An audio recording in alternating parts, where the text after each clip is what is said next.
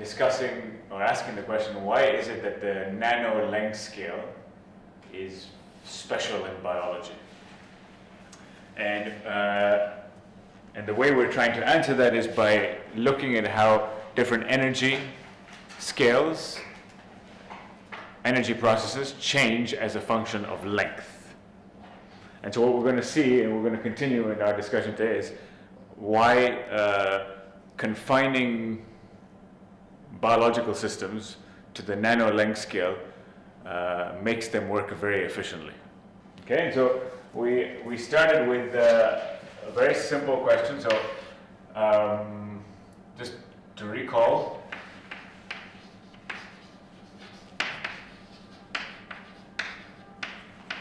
covalent bond, Harriet, what's the energy of a covalent bond? The energy required to break a covalent bond?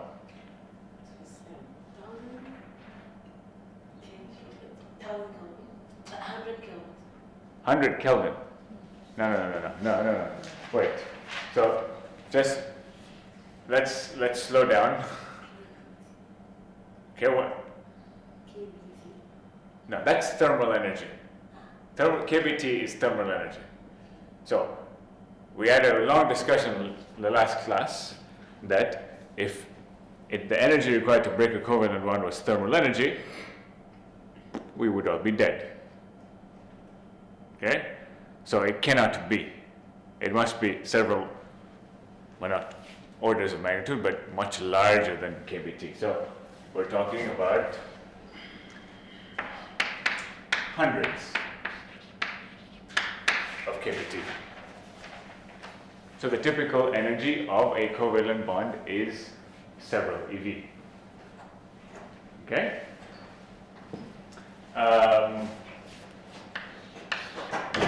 Electrostatic interactions.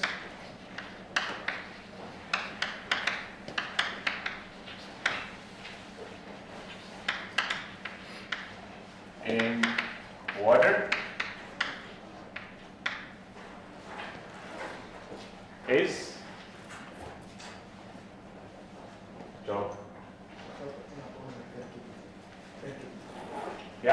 about 10 kBt.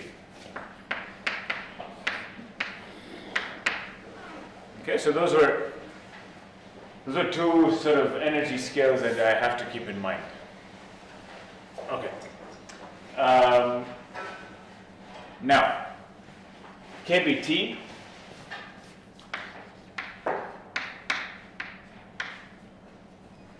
is KBT dependent on length? No.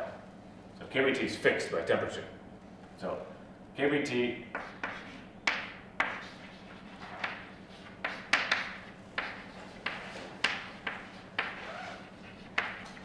okay, so these are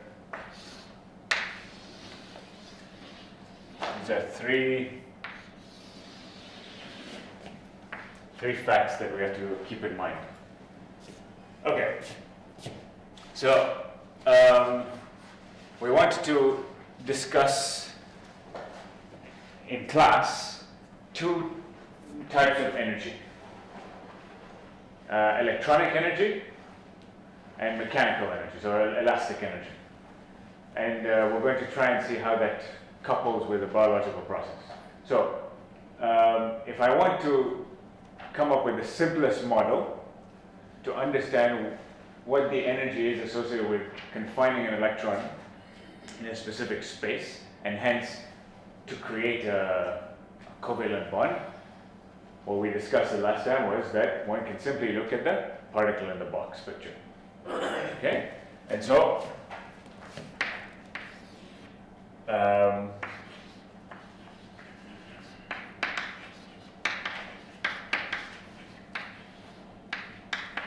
particle in the box tells me that the energy goes as 1 over L squared. Okay, where L is my length. Okay, so then this is where we ended up. We had this plot here, and here I have meters, here I have energy in joules. And so I'm going to first fix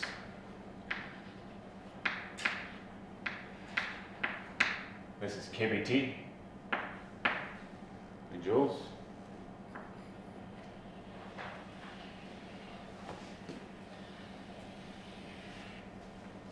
Okay, so this is constant. That first fixes our energy. And so now I want to put, so let me get my scales right. So let's see. Here's 1. This is on a log scale. 10 to the minus 15.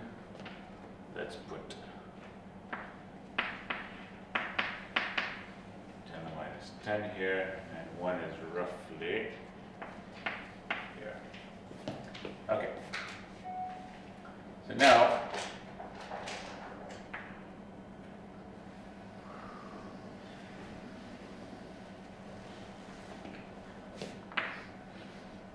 that's EP.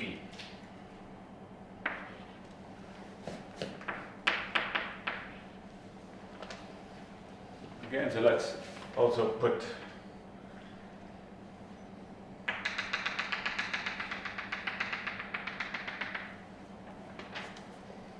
so we have 3 kind of things on our plot here: energy, length, kBt, and we're looking at how energy of the particle in the box changes with length. And you're already beginning to see that there's something interesting going on here. Okay? Okay, so what's interesting? EP is intersecting with thermal energy at this length scale. Angstrom nanometer. Okay, that's okay, fine. So now, so this is a very simple, simplistic view of how I would form a covalent bond. The energy associated with forming a covalent bond. Now let's ask another question. I want to take a DNA molecule and I want to bend it. I want to do some mechanical work on it. Okay, so if I'm going to do some mechanical work on it, I'm going to be converting or putting in some elastic energy into the system. So the elastic energy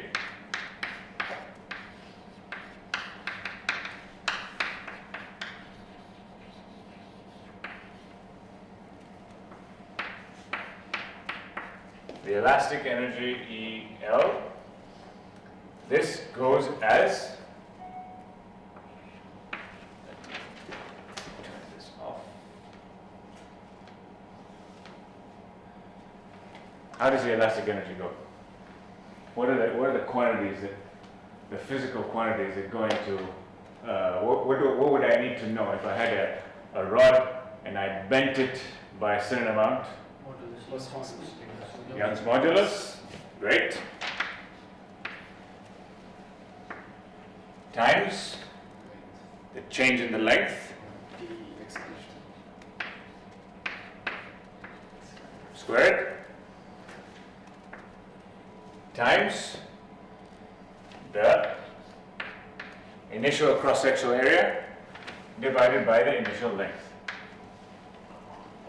Okay, this is, and what is the order of magnitude of how large are Young moduli of, let's say, typical materials? Well, I think it's pretty large. It's 10 to the power 9, 10 to the power 10. Okay, so it's a huge number. Actually, so I'm doing this here just on the board, but I highly recommend you take your favorite tool like MATLAB and Mathematica or whatever and try to plot these things yourself, so you really see that in order to get the arguments that we're going to go, you have to make sure you choose the Young moduli that are on the order of that value, so large numbers. Okay, and that's in units of inverse of Pascal. Okay, so basically, the elastic energy grows as a length cubed. It has units of length cubed, this part. So, how is this going to look here? In a log plot, I think it should be linear, but what's this? Length square, so -2. Okay, so it will be just shifted. Let's see, -2. Is it going to be this way or this way? It's going to rise. Okay. With slope of 3, kind of. Okay. Something like that. Okay, I haven't drawn it perfectly, but this is the point. Okay, now, this is very interesting.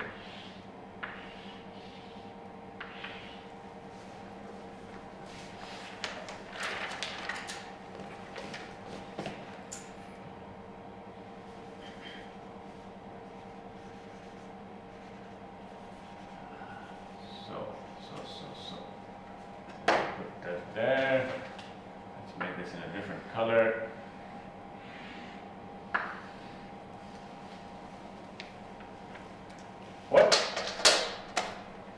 What's this saying? What is the physical meaning of this? Length scale where So, wait, I want to get someone else to talk. Nika. We're emphasizing that box because the length scale in biological systems is in the range 10 to the -9 and 10 to the -10. So Perfect. that box corresponds to the energy at which processes occur in that length scale. But what's okay? This is true. But what's special? So if I move my length here, okay, and I look at let's fix different energies. Let's fix thermal energy. If I look at this, what's different about fixing the length here and fixing the length here? William. At the 10 to the 10 Yeah. length, there is kind of convergence of all the energies in the system. Exactly. It's here. Exactly. It's only at the nano or angstrom length scale that thermal energy converges with electronic energy, converges with elastic energy. So, if I'm a system at thermal energy undergoing thermal fluctuations, I can very efficiently at the nano length scale interconvert between chemical, mechanical, elastic, etc. And this is why biological systems are extremely efficient.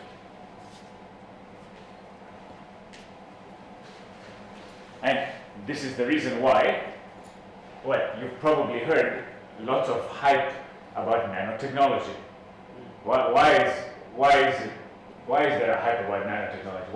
Why is there a hype about using nano devices to do all sorts of chemical reactions, catalysis? It's because of this. At no other length scale do you get this convergence of energies and forces. Yeah? I don't understand the deduction you make about efficiency. Okay.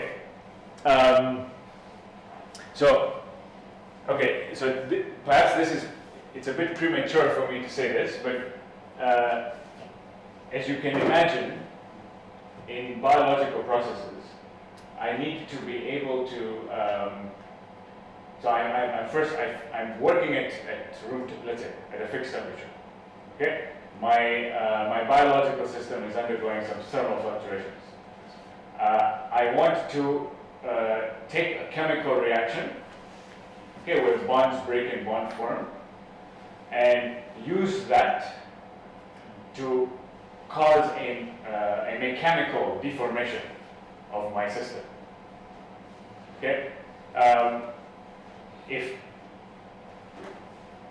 the energies don't converge or are not within the range of fluctuations, then it's very hard. You have to overcome large amounts of energy. You have to put in large amounts of energy to get, thermal energies, for example, to converge with elastic energies. Okay?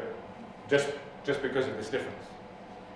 So now you would have to work at very high temperatures for this to work. But the point is that it's only at this nano length scale where all the different forms of energy are within thermal fluctuations. So thermal fluctuations can very easily drive conversion of one form of energy to others. Now, the reason why I said it's a bit premature is because I haven't told you much about the different types of chemical energy processes and mechanical energy processes that happen in the cell. But they do happen. Okay? For example, your muscles, when you move your hands, this is chemical energy being converted into mechanical energy in your muscles. Okay? Yes? Yeah, please. So the first one is fine because that's a quantum nature. The second one is also like thermodynamics. It's usually Yes. The third one is something that we did for metals and stuff. So is it also sorry. The second one here. Yeah. You mean these two? No. Yeah, we did this to elastic energy. Yes. In elastic energy, this simple scaling that we saw by like writing it proportional. Yeah. Does it scale same in the nano length? Because this is something we even engineers use, like in construction and stuff. So does like DNA also bend in the same? So this is a good question. So there would be a length scale dependence to whether you can invoke a macroscopic, quantity like this. But we're sort of assuming that we're now looking at objects that are on a length scale where you can invoke a concept like elasticity. And do they hold? Yes. So you can measure, for example, the elasticity constant of a protein and try to see how it matches these types of theories. Now, of course, this is a very coarse-grained, type of approach, but the point that you're trying to make it might change the slope a bit. Okay? Maybe it'll shift the length a bit, but more or less, it's not going to shift it by orders of magnitude. So it's a fairly reasonable approximation to make. And this is, to me this is a really important thing to appreciate, because that's it really tells you in one figure why thermal fluctuations in biological systems are so efficient. Okay? Clear? Are you convinced or not? You're convinced? So if you have another small scale like 10 to 15, Yeah. you will not have that efficiency. No. Look at this. Look at this difference and look at this difference. So you see, I have to be in this length scale so that thermal fluctuations can allow me to hop from one line to another. I'm asking because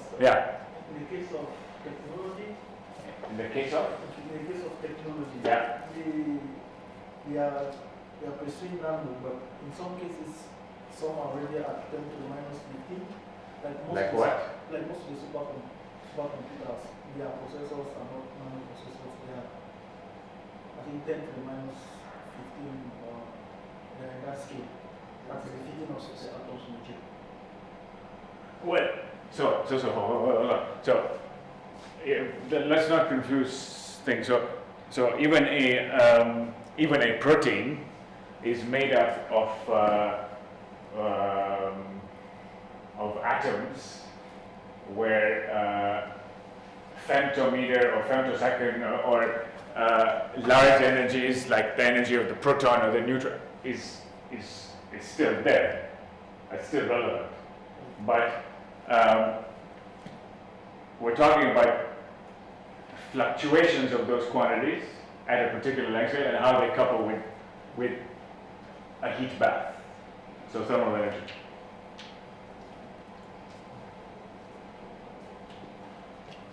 You had a question? Yeah. Shouldn't we include the effect of like viscosity, because viscosity is like the friction of the environment? Should you include viscosity? Yes, you should. And where that will become important is when you start talking about dynamics at different length scales and time scales. So the viscosity is inversely proportional to the diffusion constant. So it'll come into play in dynamics. So in the things that affect the time scales of fluctuations. And one thing I Yeah. just wanted to add was please. regarding the Yeah. supercomputers. Oh, sorry, quantum computers. It's not quantum computers. Supercomputers. Okay, then because in quantum computers, what I know is they try to just here we are trying to use thermal energy to get something. In quantum computers, we are completely trying to avoid thermal fluctuations. So that the qubits will be like totally isolated. Sure, indeed. Okay, so let me. Are there any questions? Is this clear? Okay, so I have all the notes here. So I'm not going to go through this here because we're not ready to do it. It'll come later on in the class. But you can ask a very similar question of what is the work required to build. So if I take 20 charged particles and I bring 20 charged particles and create a ball, a spherical ball, in a liquid environment, so with a dielectric constant D, you can ask how does the energy scale as a function of the radius of the sphere that you create. And we will show this later on, but essentially it's related to R cubed in the numerator and the dielectric constant in the denominator. So again, this is something else that falls on this plot, positively correlated with the distance. So again, electrostatic energy, the work required to bring charges together, converges in this length scale. Okay, so it's a very particular length scale. Okay, so this is just summarize. Okay, so I just want to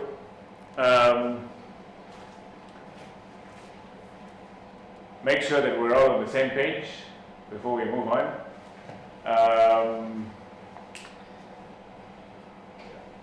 What's inside the cell? Huh? So many things. That's a correct answer. But what are those so many things?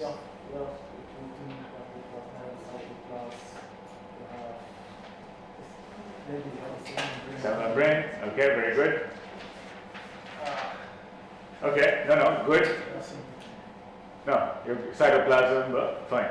Harriet, what is a protein?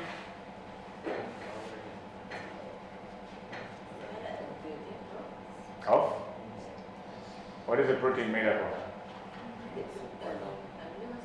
Okay, and is a protein amino acids linked together by electrostatic interactions or covalent interactions?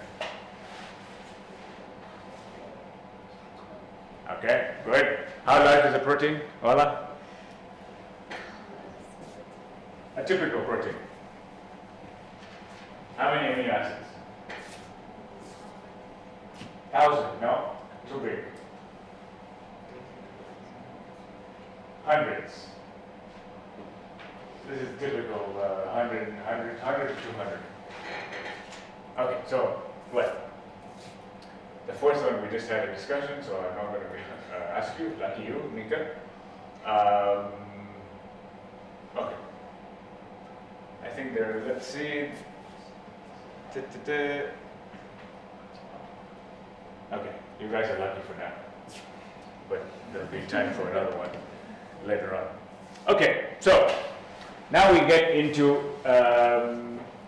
we've built some motivation for why it is very relevant to look at the nano length scale. Okay, so now we're going to sort of dig deeper into what is a protein, what are the building blocks, etc. So there are essentially 4 levels of architecture to a protein. There's the primary sequence made up of letters.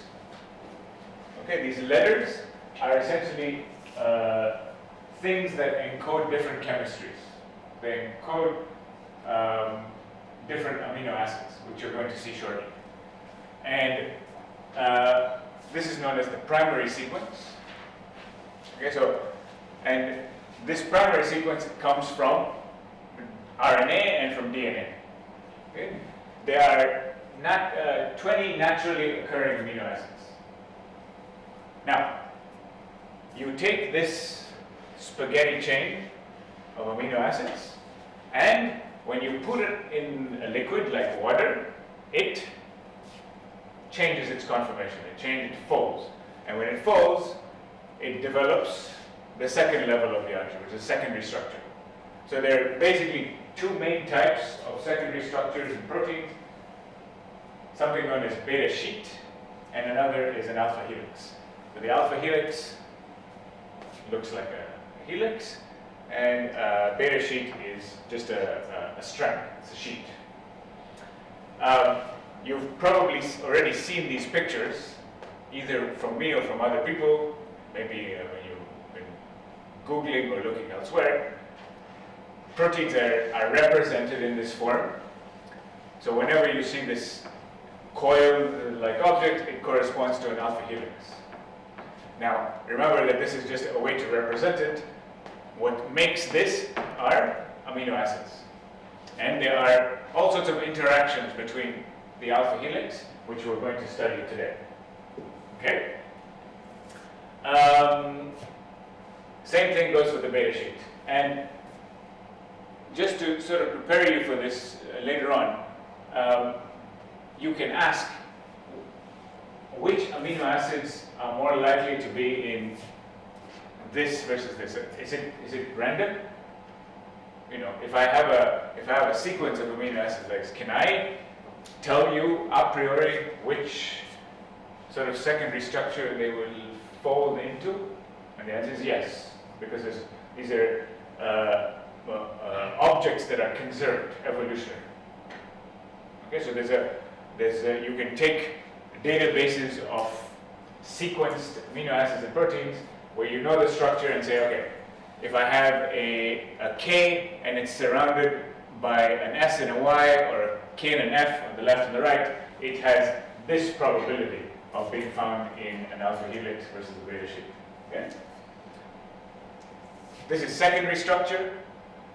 If you put together several secondary structures, that creates the tertiary structure. And this is essentially the folded structure of a protein. For most proteins, this is what you need to perform function.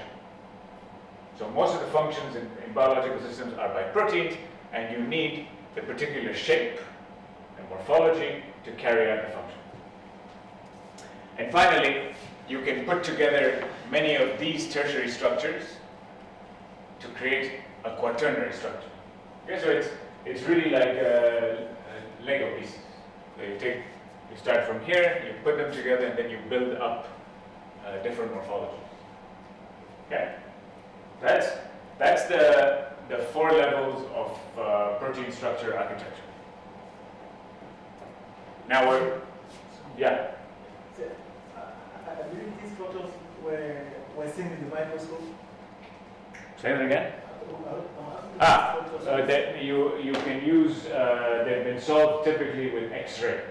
So the first one, those Yeah. letters. No, you definitely you don't see letters. Letters are, so these letters you'll see are symbols that encode chemistry, which you're going to see. But what you see are what? Electrons, typically. You see the electron density associated with different letters, and the electron density distribution for different letters leads to different structure, essentially, in 3 dimensions. So this same coding we also use for DNA, like No. ADGC, something. So this is different. So these ATC, these ones are the letters that for the amino acid only.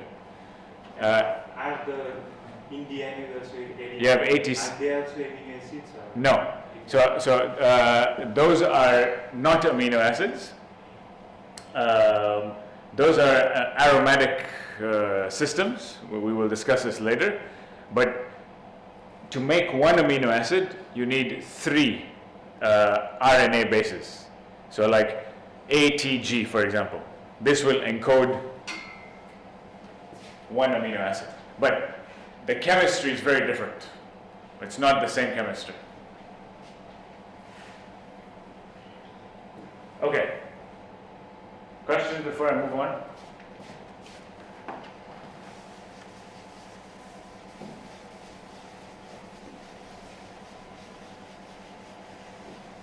So, how does an amino acid look? So, basically, I have, let's say,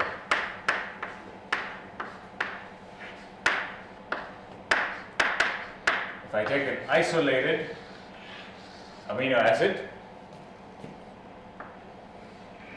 I essentially have 3 very important parts. I have the central carbon atom, which is a C alpha. It's called C alpha. There's the R group. This is the side chain. And I have something called the N and the C termini. So this is an NH2 or NH3 plus. This is COH or CO minus. Okay? So, this is an isolated amino acid, not an amino acid in a protein. An isolated amino acid has a C alpha carbon atom in the middle, and just for clarity, I'll put, there's a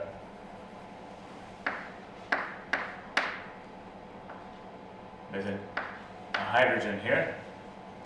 So there's a C alpha in the middle, all amino acids, C alpha. What makes them different, so you know that these things that I showed you here, these letters, all of them correspond to amino acids with different side chains. They're different chemical groups. If you change the R, you change the amino acid. So C alpha, R, N, and C. This is standard in all amino acids. Now, I'm not going to get into this now, but just pay attention to this.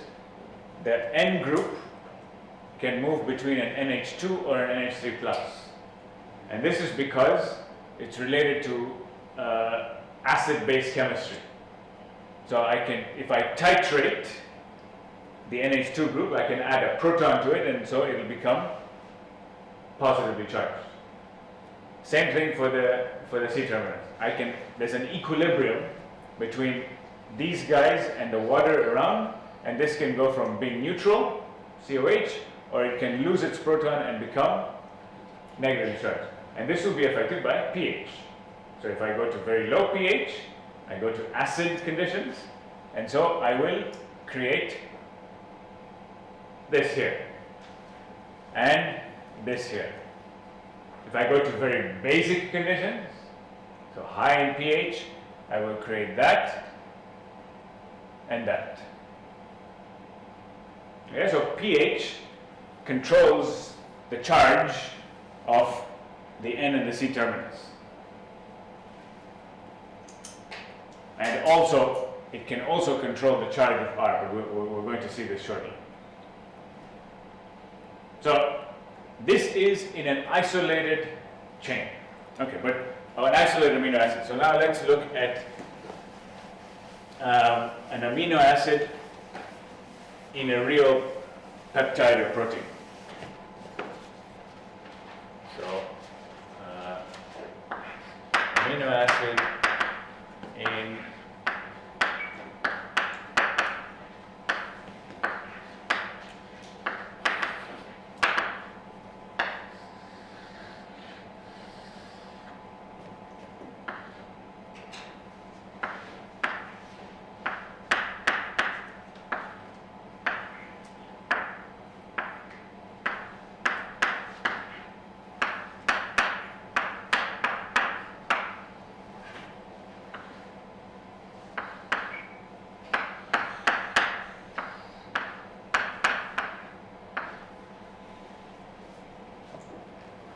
so let's do one more.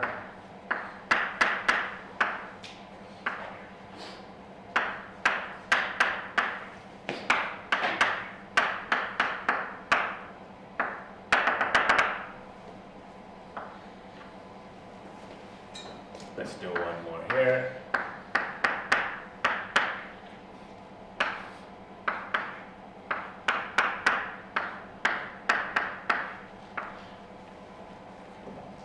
Okay, so now you see, okay, isolated in the peptide. In the peptide, or in a protein, you see a lot of this.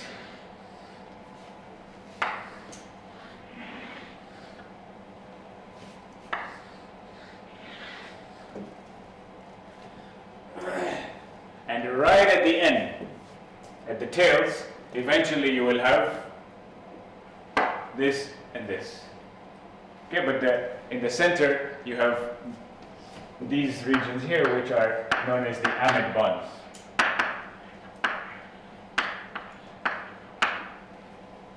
But this is one of the building blocks of the peptide backbone. So different. Let's do R3, R2. Different amino acids are characterized by the uniqueness of their R group. And then they're connected to each other by this glue. This is the glue. It's the sticky tape that joins two different amino acids.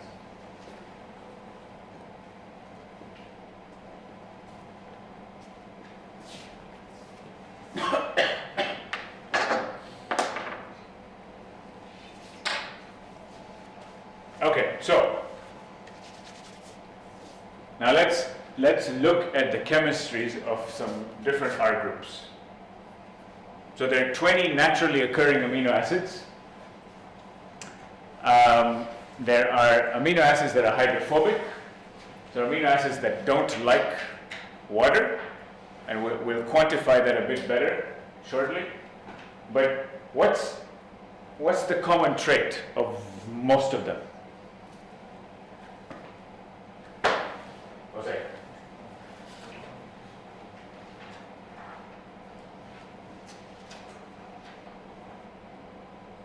So the big gray circles are carbons. And the open white are hydrogens.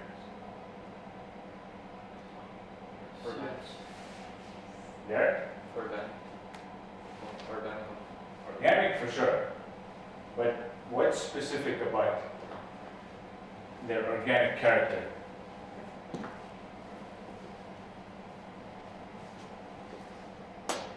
What's this guy? CH3. It's a CH bond. So it's like it's something close to methane. Okay? CH3, CH3.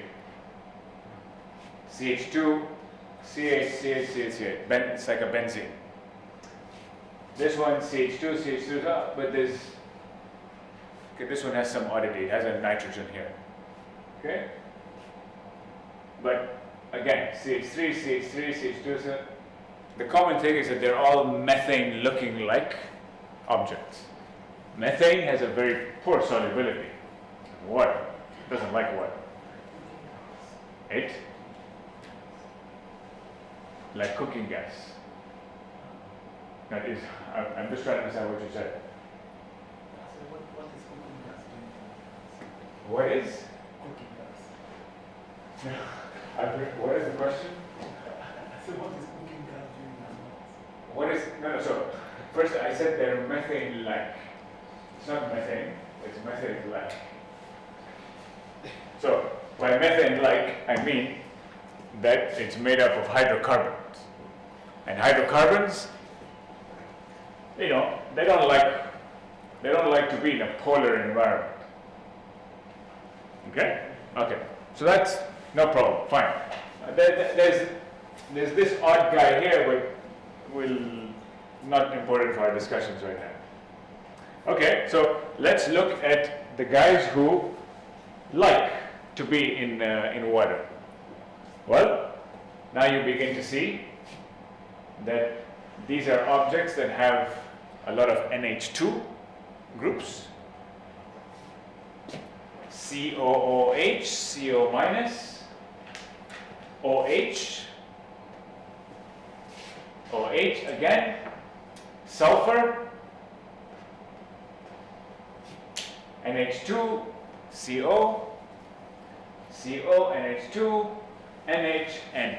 So basically, nature has designed things so that due to the difference in electronegativity of two atoms, these particular side chains that end up on these are groups, for example, if they're hydrophilic, have typically groups that can that are titratable. You can exchange proton charges with the groups. Not always, but many times. Either that, or there's a big difference in the electronegativity of this atom and that atom.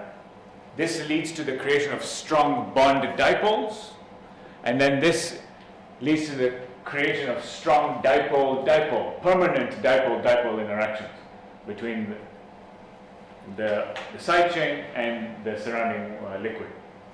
And that's why they're hydrophilic.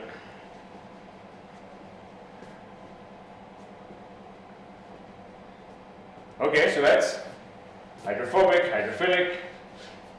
And then there are other ones that are sort of in between.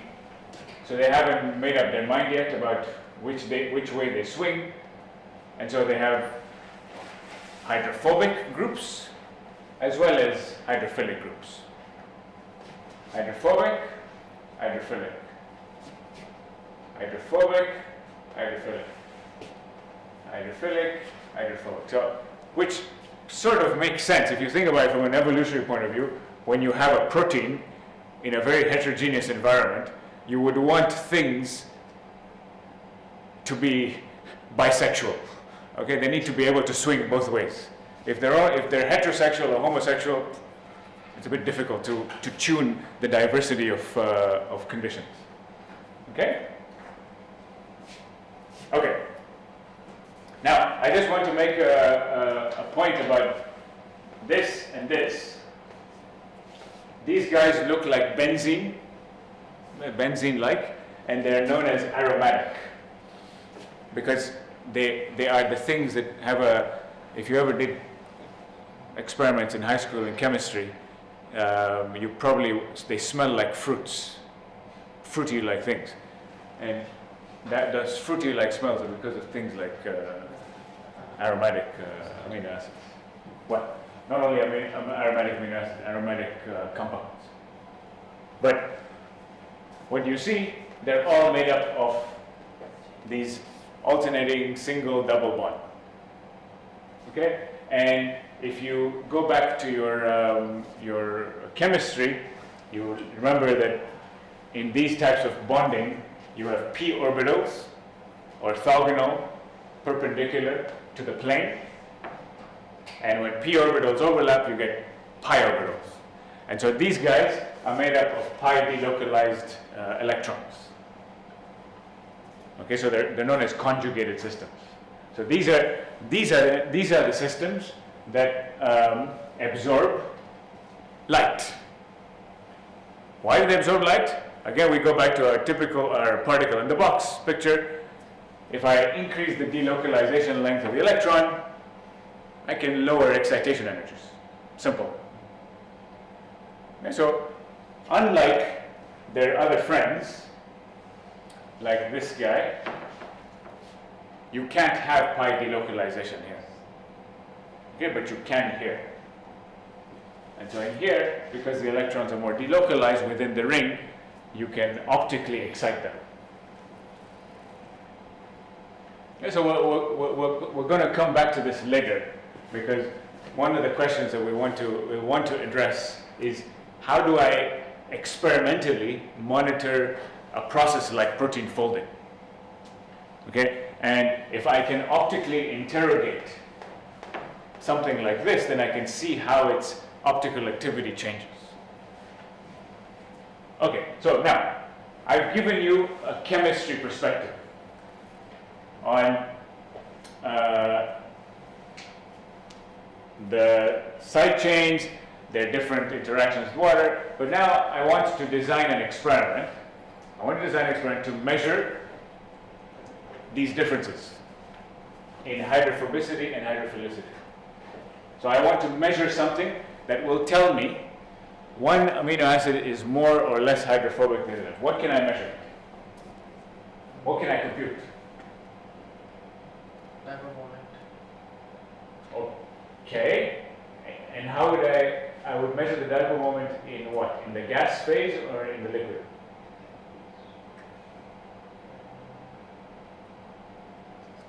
So I want to know, generally, what do I need to compute, what do I need to measure solubility?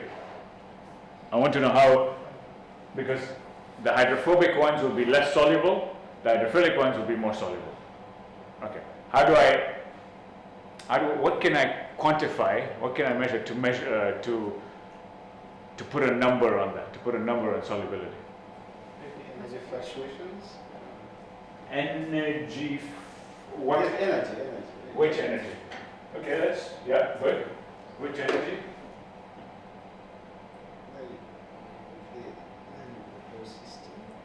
Okay, I expect that if there is solubility, there are more interactions in the system with water and so on. Yes. So we shall have some changes in energy. So, yeah, okay, you're definitely on the right track. But is energy the only thing that affects things like solubility? Okay, concentration is also another factor. But let's say I was in the dilute limit. So I was in low concentration. So let's fix that. So you're right. I have to measure some type of energy. Is it going to be an enthalpy only, or will I have an enthalpy and an entropic contribution as well? So let's say I was doing an experiment in the NPT ensemble, which is typically what you do in an experiment. What would be the thing I need to measure to know whether there's a driving force for solubility to occur? The Gibbs free energy. The Gibbs free energy. So I need to measure the change in the Gibbs free energy to put a solute. It doesn't matter now, forget about the amino acid, put that in water. Okay, so if I can measure that, and if I can compute that, which in principle we could, then I could get a number that tells me whether something is hydrophilic and hydrophobic. Okay, so the Gibbs free energy has a change in the enthalpy, it has a change in the entropy part, and it also has a pressure volume contribution. But if you remember, I told you this, at the pressures that we're working at, and for biological systems, the change in the volumes associated with these plus are tiny. They're very, very, very small. So typically, it's fairly reasonable to focus on the Helmholtz free energy.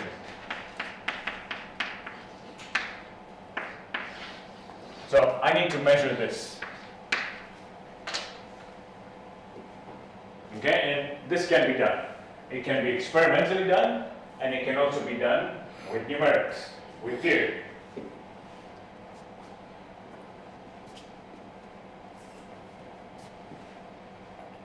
And so this is what people have done, for example. So it's known as the solvation free energy. So the free energy change when I insert a solute, an ion, a charge, a molecule in water. And what do you notice? Okay, let's just focus on the experiments first. The dark colored black curves or bars. Alanine, valine, leucine, isoleucine, these were all the amino acids that we saw had methane-like groups. They had hydrocarbons. So the free energy is positive. Okay, so it's not favorable to put these amino acids in water because this thing is positive. Okay, then I have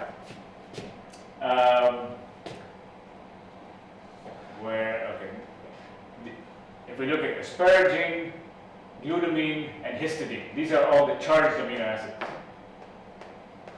Okay, the charged amino acids have large negative free energy of solvation, meaning it's very favorable to put them in water.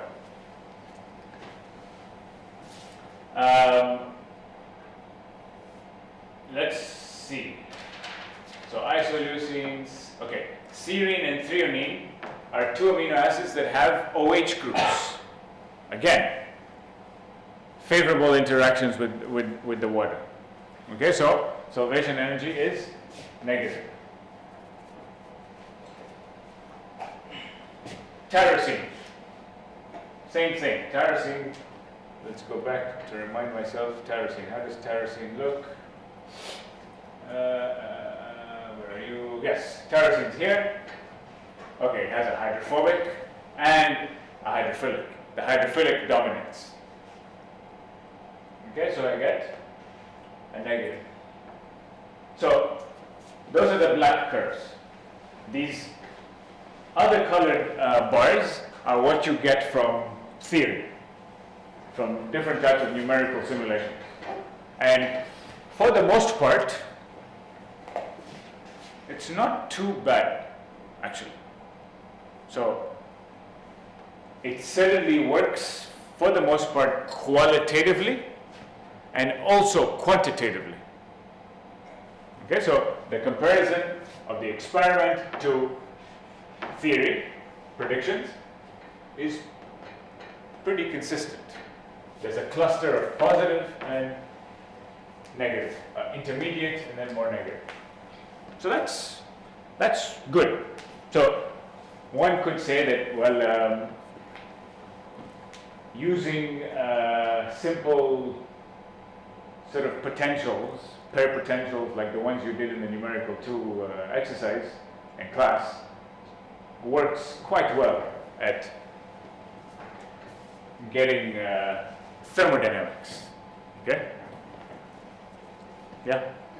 You said that if the solvation energy is larger than negative, then the material has to interact with water, right?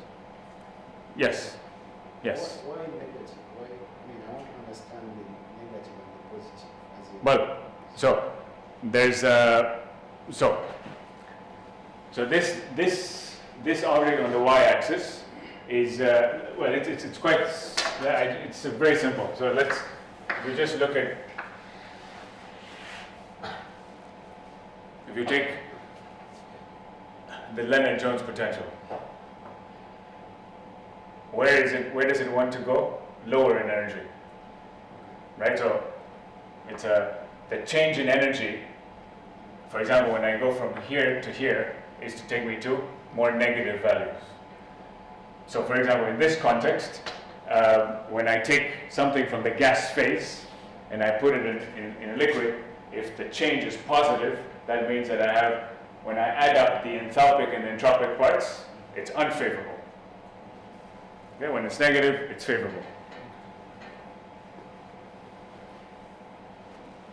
Okay, so in principle, one could quantify hydrophobicity. Yeah, please. As I have observed that in almost all the cases except for one, Yes. CYS, Yes.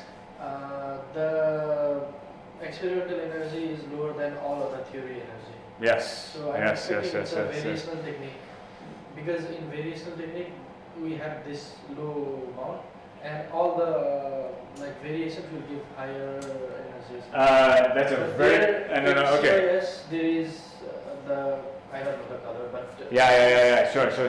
undershooting the That's right. Well, let's see. So CYS is this guy, and it's actually what? It's actually both CYS and methionine. So these two. Yes. Which one? PHE. PHE. PHE. Yeah, sure. So there are two things. One is the way this is done, the theory is not variational. First point. Okay? Secondly, these two guys in particular have sulfur groups. And sulfur is a very delicate anion to treat from the point of view of electronic structure. So if you use the kind of toy models that they're using here, with just classical electrostatics, no polarization, no charge transfer, it's something that's very hard to get correct. But yeah, it's a very good observation. So, but this is not variational. It's not variational. But the reason why for example, let's see, the experiments. Yeah, you're right. The experiment is always typically low. So I believe this has to do with the fact that because the force fields here don't include polarization. So there's a polarization contribution to the free energy, which makes the energy slightly higher. Okay, but nonetheless, still, given all the approximations, it's not too bad. Okay. Okay. So I want you to keep in mind these particular chemical groups, because they're going to be coming as a part of our discussion, and so you should be comfortable knowing which ones are positively charged, which ones are neutral, which ones are characterized by dipole interactions. Okay, so methyl groups, phenyl, okay, hydrophobic guys. Hydroxyl groups are essentially like alcohols, so ethanol, butanol, and these are a hydroxyl. Sulfur, SH, this is what is in cysteine and methionine. Amino groups, these are the things that are on all the N termini. Carboxyl, this is found in all the C termini. Amide is basically the building block of the glue, the connection between different amino acids in the peptide backbone. Okay, so these things are going to come back again and again and again. Phosphoryl is phosphate. This is what is found in the backbone of DNA. Yeah, we haven't done that yet, but we will later. Okay, so just make sure you you're able to make connections between the chemistry, what effective permanent dipole interaction there is, and how that will affect how that interacts with the surrounding liquid. It will be a dipole-dipole, dipole-induced dipole, etc. Okay? Okay. And oh yeah, just keep in mind that an object like this has a charge of +1. Okay, so whenever you have this and this, you get long-range electrostatic interactions. Okay. Questions?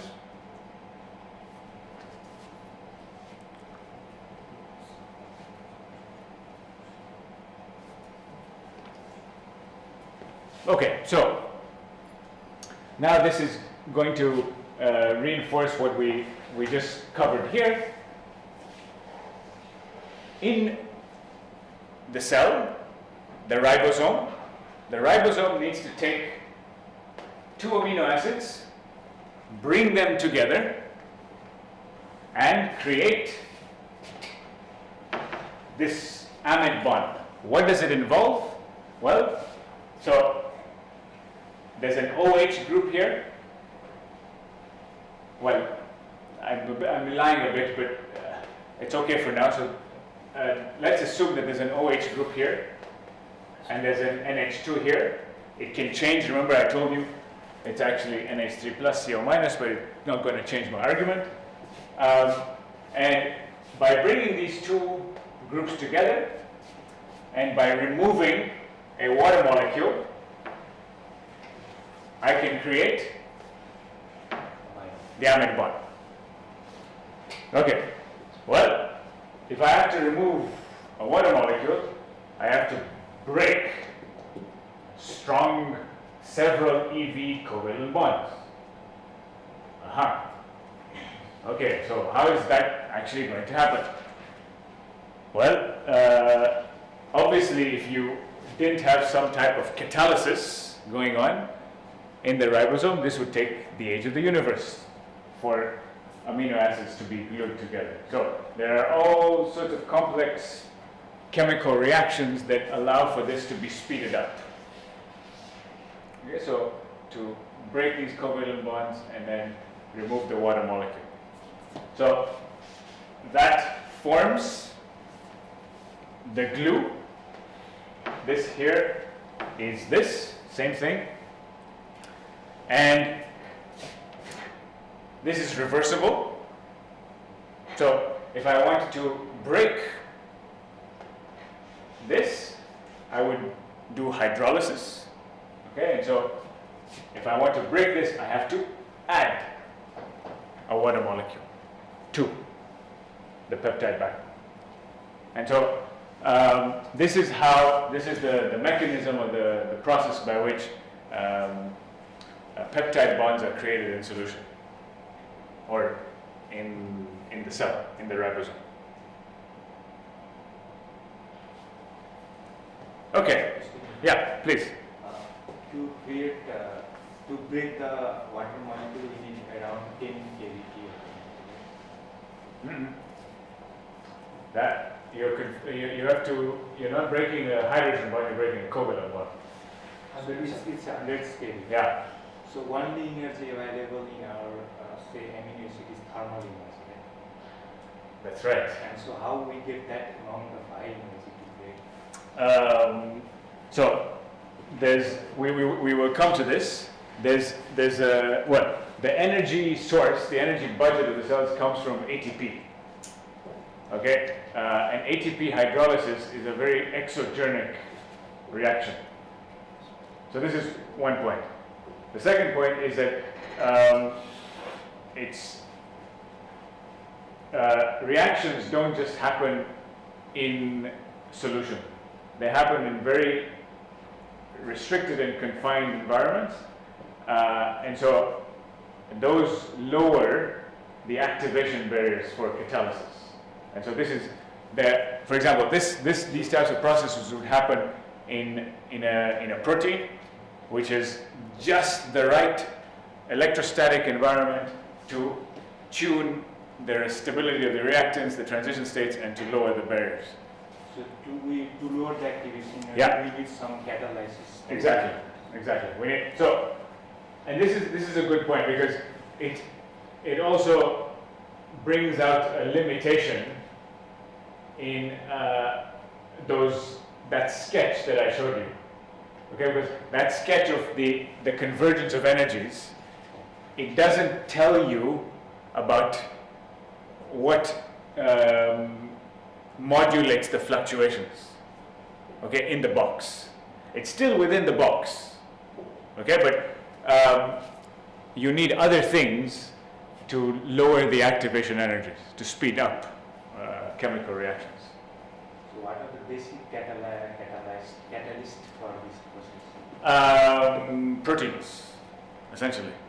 So proteins engineered in a way that they're active sites, so they have pockets, for example, that are tuned just precisely to stabilize and to facilitate the chemical reactions. Just to give you an example, so because going back to the question of breaking an OH bond, so the ionization of water, which controls pH, right? So I have an equilibrium between neutral water and ionized water, H plus and OH minus. This happens through thermal fluctuations. It just takes a very long time. So it takes roughly 10 hours for a single water molecule to split. But you wait long enough, there will be a rare thermal fluctuation that is able to split the covalent bond. In the case of, so that's just in solution, so without even a protein. But in the case of these types of things, they are even more optimized by catalysis.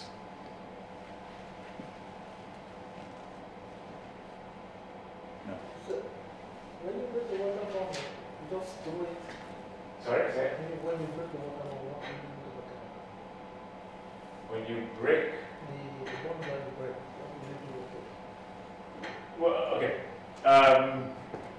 So if we take this direction, if I break this CO bond and I break this, you'll have a species in solution which is OH minus and H plus. So it's very unstable. So there'll be a very strong electrostatic interaction that merges them together. Why is Arutu triangle another one? Just a cartoon. Okay. Yeah. This is there's no real meaning of the triangle and the circle. Just to show that they are different.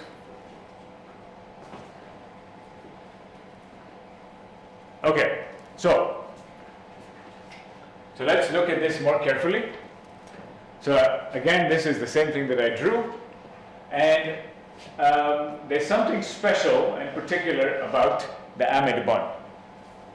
What's special is that the oxygen, the carbon, the nitrogen, the hydrogen are all coplanar. They lie in the same plane. And the reason why this is the case is because if you go back and look at your electronegativity arguments, each of these guys has a bond dipole.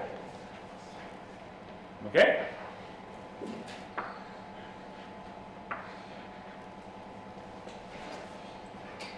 And so what this results in is a net dipole along the amide bond. And this dipole moment is significant. It's about 3 dBi or so. So it's quite large. Okay, so that's one important thing to remember. The other thing to remember are these dashed lines.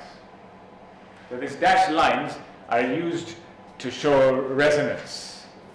Okay, so resonance basically means that the electrons are delocalized in this region, and so the CN bond here has a partial double bond character. So by delocalizing between the oxygen and nitrogen, you make you give the CN bond some double bond character. Okay, so two things. The backbone of the peptide is polar. So we discussed R2, R1, R3. Those are specific groups that change the polarity of the amino acid. But also the backbone is polar. So the backbone, these guys can also form interactions with nearest neighbors. So now if you start thinking about, if I want to build an architecture like the following. So if I want to build a helix, or if I want to build two sheets like this, and let's say each of these regions is made up of things that look like that. We have to somehow, when I build these architectures, I need to stabilize the interactions between these groups. Because this, for example, may be interacting with this when I build a helical structure. Okay? Over here, I might have a CO and an NH. These will be talking to each other. So these bond dipoles and their effective dipole moment and how they interact with each other will eventually stabilize the type of secondary structure that we have. Okay, so that's first point. Second point is that there, because of the resonance, all these guys lie in the same plane. And probably not in the next class, well, maybe on Thursday we'll maybe look at visualize this so you can see better in 3 dimensions why this is the case. Okay, so 2 more things before we wrap up for today. There are 2 angles, they're called dihedral angles, that are used in biophysics to characterize the secondary structure. So let's ask ourselves the following question. Let's say I gave you something that looked like this and something like looks like this. Can you come up with an order parameter that allows you to distinguish between 2 types of states? Okay, so spin up, spin down is very easy. Okay, how do I come up with the equivalent of spin up, spin down with this type of secondary structures? Well, you can do different things. The most common one is known as the phi and psi angles. These are the dihedral angles. So they're defined in the following way. The psi is the dihedral angle involving N, C alpha, C, and N. So in a dihedral angle, I need 4 atoms to define a dihedral angle. What is the angle? It's the angle between this plane. So I have a plane here made up of N, C alpha, C, that plane, and that plane. Okay, so I have 2 triangles there, 2 planes, and I'm just looking at the angle between the normals to the plane. That's all it is. So I have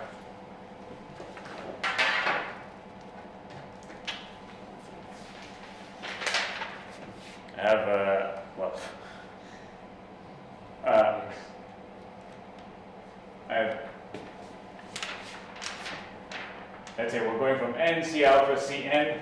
N is here, C alpha is in the middle here, C is here, and N is here. And so there's one plane defined by N, C alpha, C, and another one by C alpha, C, N. And we look at the surface normals, and we're looking at the angle between the surface normals. Okay, that's C. And phi is C and C alpha C. Or you can even do it from the other side, but C and C alpha C. So again, dihedral angles are just the angles between the normals of the two planes around the bond where the rotation is happening. So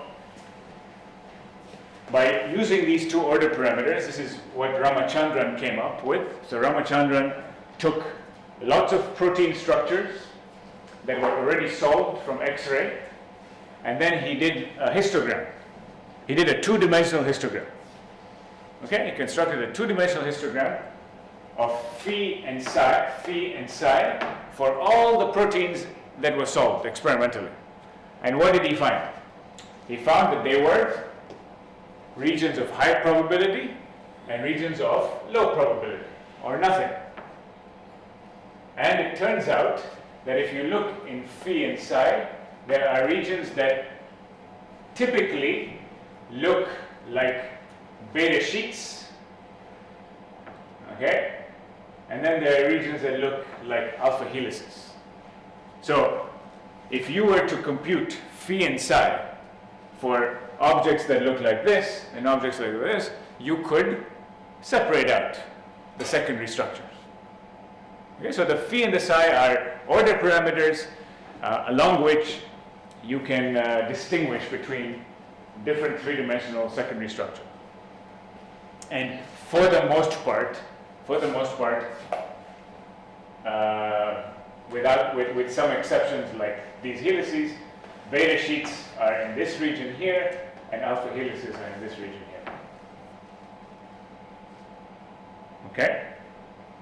And this is known as the Ramachandran plot. Is the one who No. In which field? I think in chemistry. I think he was a did masters physics up to masters and he went to biology, something like that. It could be. Yeah, I'm not sure he got the Nobel Prize. But it's a good question. Let's check. Ramachandran. Maybe he did. Boop.